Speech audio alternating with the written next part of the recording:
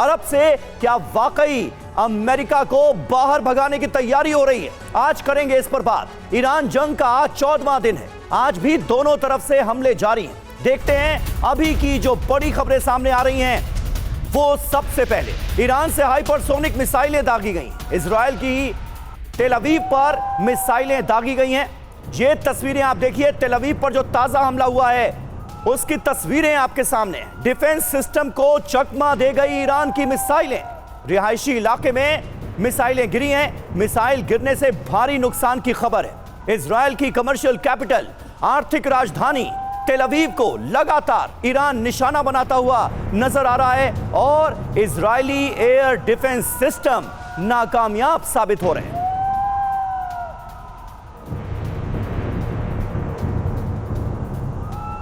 और इधर ईरान के अराक शहर पर आईडीएफ का हमला भयंकर विस्फोट से दहला।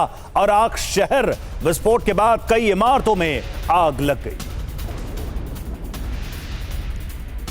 तो देखिए, इजराइल की तरफ से भी लगातार हमले किए जा रहे हैं। अराक शहर की तस्वीर हम आपको दिखा रहे हैं। हमला हुआ और उसके बाद यहां भयानक आग लग गई।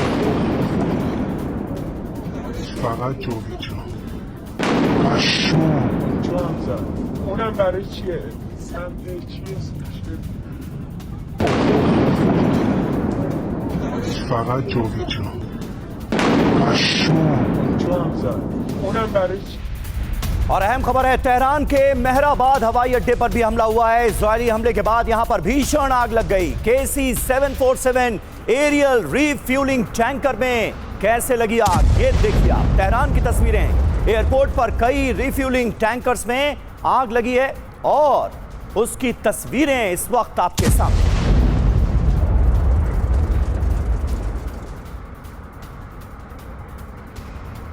वहीं इजरायली हवाई हमलों से दहला करज़िया।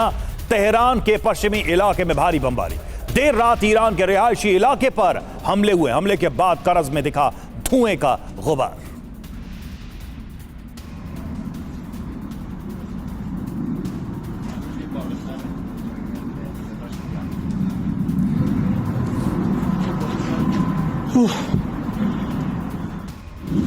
और उत्तरी इजराइल से खबर है, यहां पर एक बार फिर ईरान ने मिसाइलों की बौछार कर दी। ईरान ने मिसाइलें इस बार जो इस्तेमाल की हैं वो बेहद घातक हैं। हिजबुल्लाह ने भी इजराइल पर हमले किए। दोनों के हमले में इजराइल में भारी तबाही मची है।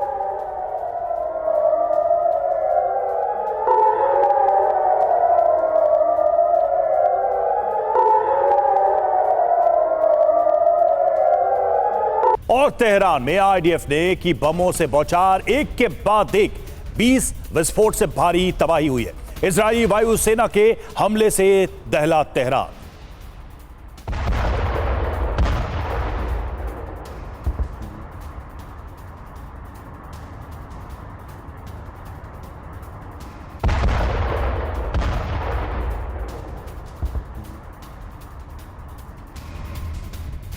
और ईरान पर आईडीएफ ने हमले फिर तेज किए हैं। करज़ और तेहरान के बीच रात में भारी बमबारी हुई।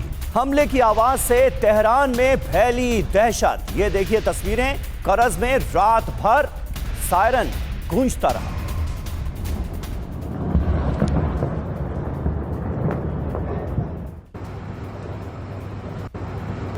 तो तेहरान के कई हिस्सों में बमबारी की गई है। विस्फोट के बाद कई इमारतों में आग लगी। धुएं के गुबार से पूरा आसमान भर गया। धुएं से लोगों को सांस लेने में भी दिक्कतें आने लगी।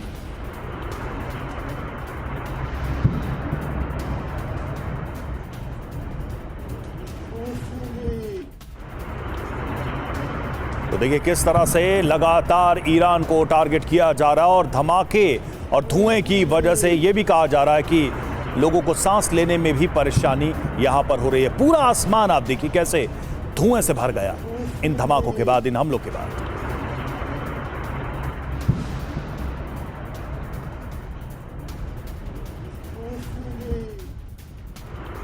ये 3 तस्वीरें आप देखिए युद्ध से जुड़ी हुई। इजरायली वायुसेना के हमले से पूरा तेहरान दहल उठा। करज़ और तेहरान में लगातार हमले किए गए, एरियल स्ट्राइक किया गया। कई हिस्सों में बमबारी की गई है ईरान की।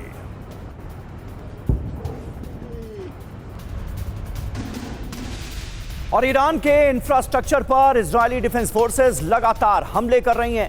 तेहरान में कई बुनियादी ढांचों पर अटैक किया गया है। तेहरान की कई सरकारी इमारतों को एहतियाती तौर पर खाली करा लिया गया है, क्योंकि लगातार तमाम इमारतों को इजरायली डिफेंस फोर्सेस की तरफ से बनाया जा रहा है निशाना।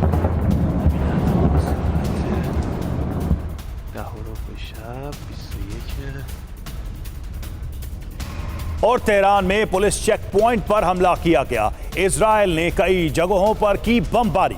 तेहरान शहर में जगह जगह पुलिस चेक पॉइंट पर हमला।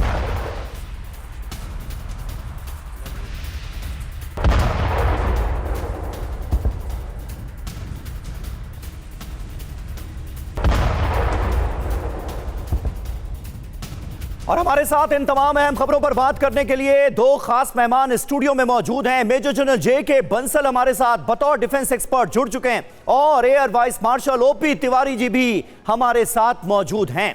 सबसे पहले तिवारी साहब, मैं आपसे जानना चाहूंगा, फिलहाल ईरान के इरादे क्या नजर आ रहे हैं? कल हमने देखा किस तरह से ईरान के नए सुप्रीम लीडर मुश्तबा खामनेई का पहला स्टेटमेंट गद्दी संभालने के बाद सामने आया और इस तनाव को लेकर जिस तरह से उन्होंने अमेरिका और इजराइल को धमकी दी है, उसके बाद हमले और ज्यादा तेज हो गए हैं ईरान की तरफ से। क्या अमेरिका इस जंग में वाकई फंसा हुआ आपको भी नजर आ रहा है? समीर, थोड़ा सा बैकग्राउंड में जाना चाहूँगा। ये जब अमेरिका ने जब इराक पर अटैक किया, ईरान बड़े अच्छी तरीके से वॉच कर रहा था हमें क्या करना था। तो 2003 में ईरान ने डिसीजन लिया कि हमें अटैक नहीं करना है, हमें हारना नहीं है।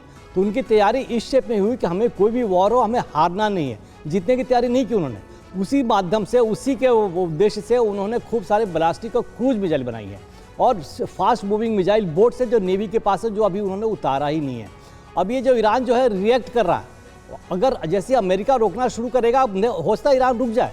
ईरान नहीं चाहता कि बाकी देश, विश्व के अलग देश भी इसमें इन्वॉल्व हो। वो भी चाहता, देखिए जहाँ तक ये मिडिल ईस्ट है, अरेबियन नेशंस है, उसमें अभी बहुत लिमिटेड अटैक कर रहा है। अटैक वही जगह पर कर रहा है जहाँ अमेरिकन के जवान, अमेरिकन सोल्जर्स जाके अपने बेसेस छोड़ के जिस बिल्डिंग में छिपे हुए हैं, उस बिल्डिंग को डिस्ट्रॉय कर रहा है। और जहाँ तक इस हवाले से साइप्रस में हुआ, जैसे इटली में कह रहे हैं, ये तो जैसा प्रतीत होता है कि ईरान नहीं बल्कि इजराइल कर रहा है ईरान का, ताकि ईरान का इन्वॉल्व कर सके, बाकी देश इन्वॉल्व हो। देखिए फ्रांस ने, यूके ने इन्वॉल्व होने की कोशिश की, लेकिन सही टाइम पर वो रुक गए। अब ये ट्रंप के जब मंकारी है, ट्रंप के ऊपर प्रेशर अमेरिका के लोगों का जब तक नहीं आएगा, अमेरिका के लोगों का तक नहीं आएगा, और या जब अरेबियन नेशंस है जिन्होंने शेल्टर दिया है, जिसको ईरान कह रहा है कि तुम भागो, ये जो मिडिल ईस्ट के जो नेशंस है, they should have taken a stand long time back. पहले ले लेना चाहिए था कि आप हटो, आप अपनी सुरक्षा तो कर ही नहीं सकते, हमारी क्या करोगे, इतने मिलियंस ऑफ डॉलर्स हमसे ले रहे हो। तो ये जो है ईरान ने यही दिया है, धमकी दी है कि आप ये बेसेस खाली करो, जो कि अरेबियन नेशन को बहुत पहले कर देना चाहिए था। ये ट्रंप कब तक चलेंगे? देखिए उन्होंने अपने जितने भी एयरक्राफ्ट कैरियर लेके आए हैं, तीनों 1000 किलोमीटर से दूर है, बिकॉज इनको स्ट्राइक करने के लिए क्रूज मिसाइल का जो रेंज है, शॉर्ट रेंज की क्रूज मिसाइल चाहिए। और वेरी वेरी, आप कह रहे हैं कि खाड़ी देशों को ये काम बहुत पहले कर देना चाहिए था, यानी जो अमेरिकन बेसेस खाड़ी देशों में मौजूद हैं, वो आज की तारीख में उनके लिए सबसे बड़ी मुसीबत बन चुके हैं, ये मान रहे हैं आप? यस, बिल्कुल सही है। वही उनके लिए तो मुसीबत यही है, और ये देश भी यही चाह रहे हैं, बिकॉज ये ज़्यादातर जो देश है इसमें राजाएं हैं, मतलब एरिस्टोक्रेटिक देश है। यहाँ पर ये पब्लिक को, मतलब कि उन्हें एक स्टैंड लेना पड़ेगा, because they can not go against the public, because public की जो फीलिंग है वो ईरान के साथ है। अभी जो इनके रूलर्स हैं उनकी थोड़ी अमेरिका के पास है। तो एक बैलेंस, ऑप्टिमम बैलेंस ड्रॉ करने में still they should have gone long time. बहुत पहले अमेरिका को बोल देना चाहिए था कि आप हमारे, जैसे ओमान ने शुरू किया था कि हमारे एयर स्पेस मत यूज करो, लेकिन ओमान पर भी अटैक कर दिया। वो लगता है कि इजराइल का अटैक था, ईरान का अटैक नहीं था। ईरान बार बार कह रहा है कि हम अटैक नहीं कर रहे। बिल्कुल सर, लेकिन अब देखिए चूंकि दायरा इसका बढ़ रहा है, अभी हमने थोड़ी देर पहले ये भी खबर बताई कि जो ईरान की तरफ से हमला किया गया उसमें फ्रेंच सैनिक भी मारे गए हैं। सवाल यही है कि क्या इसका दायरा बढ़ रहा है और क्या इसमें पहले पीछे कदम किसी के लेने की गुंजाइश अभी दिखाई दे रही है?